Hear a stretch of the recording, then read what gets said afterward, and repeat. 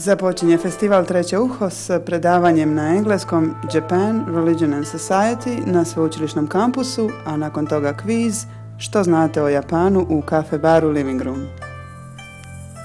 U 7 sati je otvorenje festivala na koje nam stiže i japanski kulturni ataše. Nakon toga koncert japanske glazbe, izložbe, predavanja o japanskoj kinematografiji i filmovi. Imamo radionice taiko bubnjeva u lazaretima i origamija u sveučilišnom kampusu. Prijavite se na njih unaprijed. Bogata večer započinje u gradskoj knjižnici s predavanjem o zen budizmu na engleskom jeziku. Nakon toga projekcija filma u sveučilišnom kampusu, a kao krešendo večeri u lazaretima nastupa skupina Wadaiko Tawamure. Omogućite djeci da iskuse borilačke vještine u osnovnoj školi Marina Držića s majstorima iz Dubrovnika i vrhunskim učiteljima iz Japana. Prijavite se na radionicu japanske kuhinje u restoranu Galija u Cavtatu. A popodne dođite svi na demonstraciju jiu-jitsua, juda, karatea i aikida. Navečer je projekcija filma.